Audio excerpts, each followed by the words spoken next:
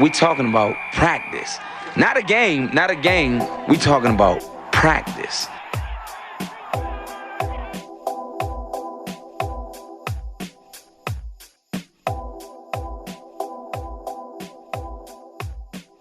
All right, everyone, welcome back. Got another quick after practice segment.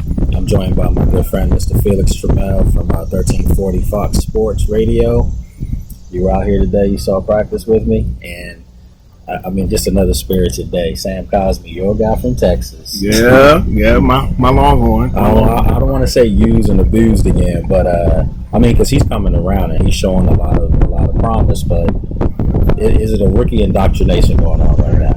Yeah, it might be, but we've all heard the reports and seen the Sweat been getting on him, Young had been getting on him. Today it was Jonathan Allen. We had a few words with him after a play, but Cosby was on his own.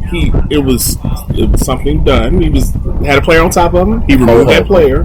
Yeah, he removed Cole Holcomb off of him, right? And Jonathan Allen took exception. So I like both sides of that. I like that Cosby standing up for himself.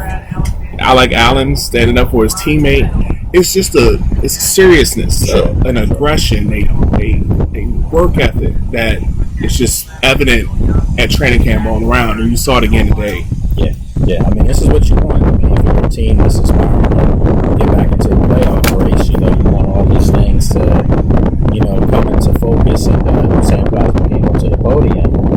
He said he feels like his game is getting better. He's seeing things differently now, and that comes when you're working with that kind of quality. You made a great point to me when we were standing there. You said, listen, if he's going up against these guys, every day, Montez Sweat, Chase Young on the other side, Jonathan Allen, Deron Payne, Matt Ioannidis, Tim Settle. What's he going to go up against in a normal game? It's going to be better than what he's getting in every day in practice. Exactly, and the way he spoke, how he was cerebral about how Chase Young likes to attack, how Montez Sweat likes to attack, and how he was analyzing their moves, how he had to adjust to how they played. It's just showing maturity level and understanding of the game, and understanding that he's not backing down. He likes to work. Right. There's some first rounders who come in who think, and Cosby was a second rounder, but they think that they've arrived and they think that they're the hot shot. But it shows that he knows that where his place is, right, and he's fighting for his place. And I think that's a testament to Coach Rivera and the whole staff of how anyone who comes in is fighting and working hard for their spot. There's nothing handed to him, nothing guaranteed. And Coach Rivera liked it, and he praised him, and he said that he's in play to start, sure, which is great. You want to have your starters, but you want to have people that are behind that starter, pushing them every single day. Well, I'm going to say this, I'm not trying to speculate or stir the pot here, but, when you look at Brandon Sheriff, the contract and things like that, is he going to be here, is he not, is he going to sign the contract or not? I kind of can see a similar move that Brandon made, because remember when Brandon was at Iowa, he was playing some tackle, and he got here. You just saw the body structure and thought maybe he might be better fit to move inside, and you move him inside, and look at what he's done. He's progressed. He's an all-pro. I'm kind of seeing the same thing with Cosby, because he's a guy that can move around and pull. Great run blocker in college, absolute stud run blocker, and he's tough. Normally those guys, not to say the tackles aren't tough, but the guys in the inside, in the middle of the trenches, there's a different feistiness to them, and I'm seeing that with him right now. Yeah, and you mentioned in college, Texas ran a lot of QB power, where even Cosby as a tackle would be the lead blocker. He would pull outside, and he would finish guys, and that makes a lot of sense. It makes a lot of sense when you have Leno locked in for a while. Cornelius Lucas is doing exceptional. Sadiq Charles is around, and if you want to put your 5 best blockers out there, Cosby would be one of those 5. He can slide inside, and with the level of inside pass rushers that are in this league now, it's not just the defensive end. Right. We saw what Aaron Donald did to us last year. He destroyed us from defensive tackle. So you've got to have guys inside who can pass block, and if Cosby can do that,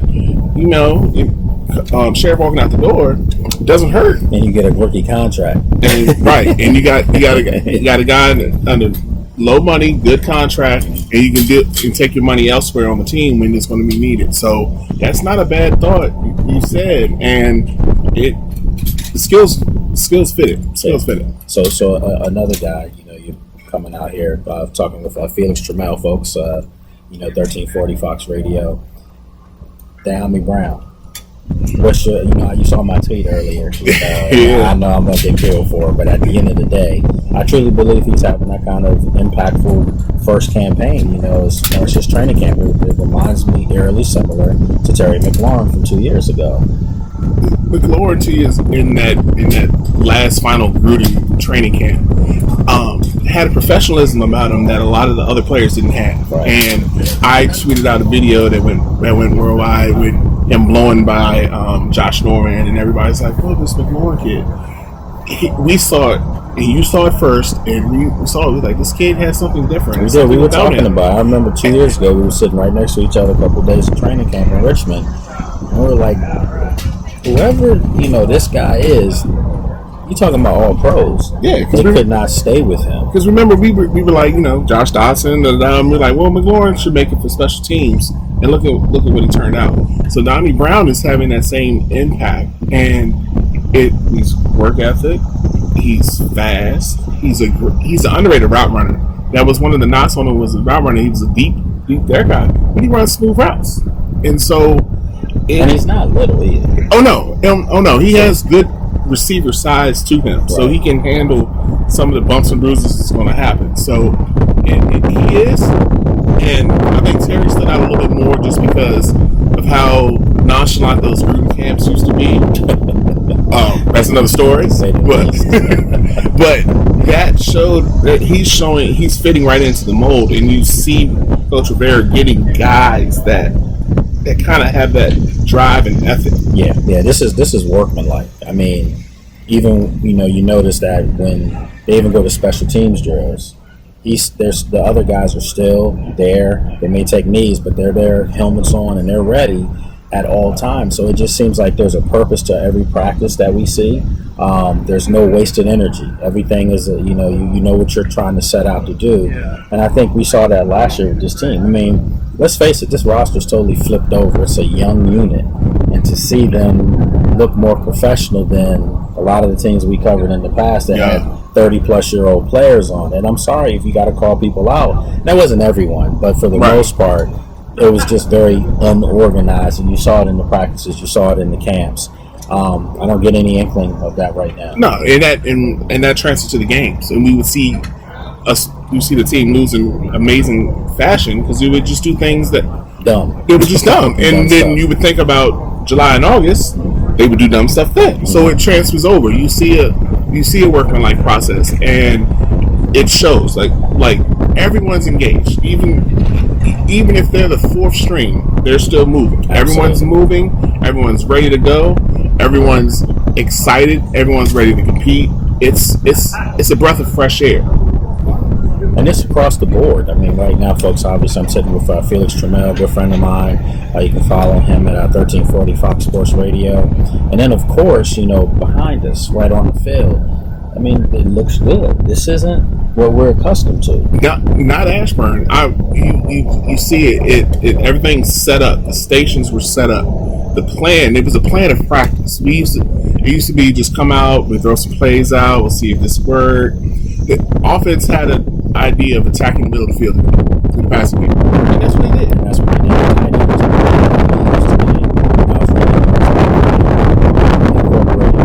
saw had a couple catches. Of course, Logan Thomas had a great diving catch. Yeah, then he had one down the seam as well. On the seam, and Fitzpatrick. Yeah, and. Say what you want about Fitzpatrick. He's driving the ball down the field. He was. That first session of 11-on-11s, he connected with Diami Brown deep. Yeah. About 30, 40 yards down the field. That's a familiar sight that I think people are going to have to get used to. Maybe I don't know if it's going to be from Fitzpatrick or if it's going to be from Heineke. But at the end of the day, Diami Brown's getting down the field with everyone. And that's what you want. That's what he was drafted from. He was a big play guy. But even, just the offense in general, I think today was, going back to last week, we started training down in Richmond, and obviously here now, this is the third day here in Ashburn for us. I think today might have been one of the more fluid offenses. Yeah. As far as how it was ran. I don't know if the defense was asked to scale it back a little bit. I would hope they weren't, but at the end of the day, the offense is starting to slowly come around, take shape. And again, I mean, Samus Reyes was out today. There's still no Curtis Samuel. Yeah, and that's a big missing link. So you were talking about Brown stretching the field. Curtis is a Swiss Army knife. Sure is. Move them all over the field. You have him everywhere, and then Gibson looks solid. Mm-hmm. He has a couple good runs today. And McLaurin, we didn't even say his name. We didn't mention him much, but McLaurin's there. And so the offense is being able to show us the versatility, something we didn't get to see last year. Right. We were very hard on Scott Turner. But I was extremely hard on Scott Turner, and I have no problem some of with the stuff in the press box, man.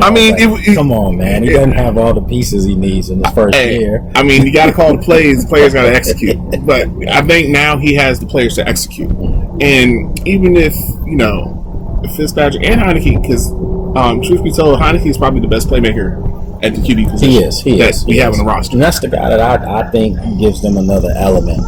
I want everybody to know this because they think that I'm probably being hard on Ryan. Ryan's a veteran, and he's a gamer. He's one of those veteran players who probably turns it up more for the games. Right. And he's in his first year here with the system, so he's just processing things. So everything may be forward moving to us slowly from him because he holds the ball a lot. There would have been a couple sacks he would have taken every practice. There's been some balls batted down from Chase Young, Montez Sweat, but that's what they're supposed to do. Right. So I think with all that being said, he's just processing things just to know where he can go. And as you mentioned, no Curtis Samuel. Some of your pieces aren't there. Cornelius Lucas is back. I mean, we saw him today and yesterday, but last week he wasn't out there because of COVID protocol. So you think of all the pieces that aren't always out here together.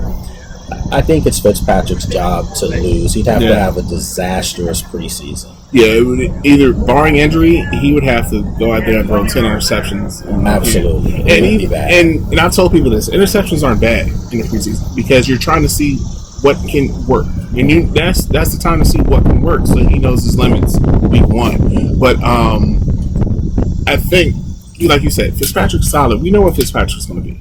He's going to have highs. He's going to have lows. Heineke is an unknown, and his biggest thing was just staying durable, being able to take a hit. Because even in that wonderful playoff performance, he hurts his shoulder joint. So he came back, I mean, it's just stuff like that. So with Fitzpatrick, we know what we're going to get, but he's going to start week. He's starting against the Chargers. He's going to start against the Giants in 4 days after that. When does it become a problem? I mean, when does it become okay? Maybe now you're in week 5 and you're 2-2 going into the game. If you're 2-2, you're fine. Fitzpatrick staying. So now you're in week 7, week 8, and I don't think this is going to happen because I predict them to win 11 games. Yeah, you had 11. I have 10. But let's just say you're in week 8 and you're 3-5. It depends on. I think it's relative though, because that opening schedule, that first 8 games, there's some monster games in there. You got Tampa, you have the Bills. There's some good solid games. Kansas City. Those are some tough teams. I mean, we're talking about those games that they're not going to be favored to win. Right. So if let's say you play Kansas City, you lose by a touchdown. There's no bad thing in that. Right. If you lose by 25, that's something different. And I think it's relative. 3-5 going to that first 8 is not a bad place to be on the back end of that schedule. So let's throw this at you. And I got to sit up here. He looks so much taller than me right now because we're on a decline, folks. So I just want you to know that. Yeah. But he said what he wanted. I got people like, why look like he's like 5 feet tall? No, I'm 6, a little over 6. But anyway, where does it become tricky because this is what I've been saying for a long time with Heineke. The last thing those players remember with Heineke, when the bullets were really flying, was him performing really well against the team that went on to win the Super Bowl. Mm-hmm. That Tampa defense shut down Aaron Rodgers, Drew Brees, Patrick Mahomes in the Super Bowl, but they couldn't shut down Heineke. And I understand film or lack of for him, blah, blah, blah. And they were missing a couple of pieces, but you can't make that excuse when they shut down the other guys, who, film or not, were still greater. Right. So when does this become tricky? Is it tricky right now? I think they can use him as a spark plug. And you're not sure about full 17 game season, and it's still weird to say 17, as a full out starter, but they know they have kind of like your ace in the hole, But shouldn't that be the other way around though? Shouldn't it be you start Heineke, and if he doesn't work out, then you go to the veteran who's been in these situations so many times, and at times in his career, Ryan Fitzpatrick has come in, for an incumbent and lit a spark for teams. Yeah, like in case in point, 2018 when we played against Tampa, Jameis Winston wasn't having a good game. Fitzpatrick comes in and almost led him back to a win. That's what I'm saying. Like, so because I look at it like this: if you go with Fitzpatrick and he struggles, that could be your season now. I don't know if it's a season because they know that Heineken can string some things together. And there's one person we're not mentioning, and that's Kyle Allen. And I think there's a reason we're not mentioning him because I don't think he's in play. No. He's not. I mean, he's a decent quarterback. He's okay. I would ask for a trade if I were Kyle Allen. I mean, there's going to be some QB needy teams soon. Yeah, and I think he's between injury and COVID. Yeah. I think there's opportunity, but I don't think that opportunity is going to be here. And I don't either. He doesn't give you what the other two can. But I see your point. But I think you're almost trying to put the team on autopilot because I think the move is next year. Yeah. And there's a quarterback I've said, and people think I'm crazy, but there's a quarterback in a certain town that calls himself Titletown USA who just worked it out to get himself out of that city after this season. And this would be a perfect place for him to fit. And he wears number 12. I'm going to let you read between the lines, but I think that's the move. And I think Fitzpatrick is the placeholder for that. And they know Heineke can come in and move the offense. And he makes plays. He's just a playmaker. I mean, I think that's the best way to describe it. It may be some backyard, schoolyard football, but the backyard, schoolyard football was the best the offense looked all last season. Folks, I mean, we just broke down a lot of different stuff. I mean, we tried to cover so many things, and I wanted to do this like 15 minutes. We went over a little bit because we were having fun, but yeah, got to the point where I think some of the other folks are starting to break down the sets right now. So we're going to wrap this up right now. I got to say one thing before we go, though. Yeah. Steven Sims is a playmaker, and they will find a way to keep him on his team. Yeah, I mean, he's definitely he's a guy I want to make the roster. I want have be on this roster. But I mean, these are the good problems when you have a guy like Steven Sims who has that kind of talent, possibly be on the outs. I mean, that means you have talent in place, and that's what good teams have.